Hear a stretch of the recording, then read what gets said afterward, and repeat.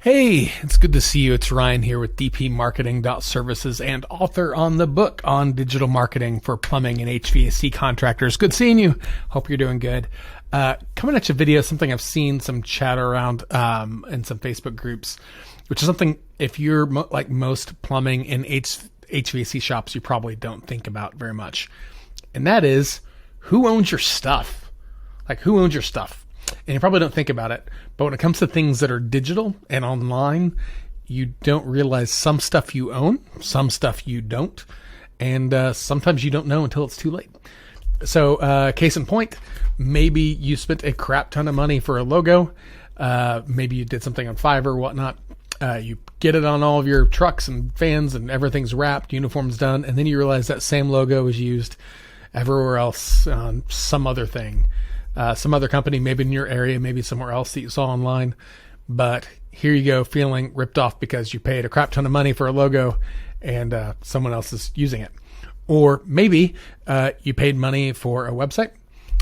You hired someone to do something. It could be a big company. There's a couple big companies who do this, and they build you the website. And then as soon as you stop paying the money, they take everything in your website and it goes bye-bye. It's gone. So all that stuff is gone. So who owns your stuff? Is it you? Do you know how to know? So with different sorts of things, there's going to be different ways of knowing who has ownership. So for some things, like for copyrights or trademarks, when you get into IP or intellectual property, it's really important to know who owns that IP. If you hire someone to design your logo for you for hire, by the book, that should be assigned to you. The rights of usage should be assigned to you for your business. Sometimes if you get a photographer to come out and do photos for your team, sometimes even the photos aren't owned by you. You have to request rights to use the photos that the photographer took. Make sure if it's buying a website, if it's getting a logo, if it's managing an AdWords campaign, it doesn't matter. Make sure the data and the property that you're getting into is yours. You're not renting it from someone. You're not leasing it from someone. You're not borrowing someone else's logo. Make sure the name of your business, the logo of your business, those things should be protected. If you want to go through the hoops, also register your IP, your name, your logo, your wordmark. Register that with the Library of Congress. You don't have to, right? You can use the lowercase tm and claim ownership in your service area, totally fine. But that doesn't protect your business from operating in other states. Other states can use that same logo and word mark if you don't federally register that mark. So jumping through the hoops, going to the United States Library of Congress, there is the USPTO, the United States Patent and Trademark Office.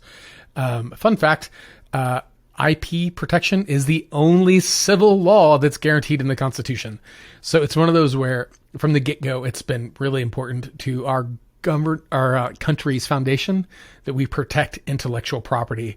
Now, here's something a lot of people don't realize. When you jump through the hoops to register your logo, to register your wordmark, whatever, with Congress, that does not mean that no one else can use that mark. What that means is you have the legal right to defend your mark, right? So it's up to you to defend it. If, for instance, if your name is Joe's HVAC and you jump through the hoops and Congress stamps your approval and they give you a $15,000 piece of paper saying that that's your name, no one else in the country can call themselves Joe's HVAC, great. You still have to be on the lookout for other people trying to be Joe's HVAC. If other businesses are existing as Joe's HVAC and you're not defending your IP, you're essentially forfeiting your mark. So if you don't defend what you've fought for and what you've worked on and what you've built, if you don't defend it, you forfeit it. So if you jump through those hoops, and when possible, you should try to, especially if you have a great logo, great brand, absolutely protect it, but you have to defend it as well. Don't just jump through the hoops, get your paper and walk away. It's an active act of defense. But curious to know from you, do you own your website? Do you own your IP? Do you own your logo? Leave a comment below. If you have a horror story, I'd love to hear from you. As always, guys, follow us on Facebook, subscribe on YouTube. Hope you're doing good. We'll see you.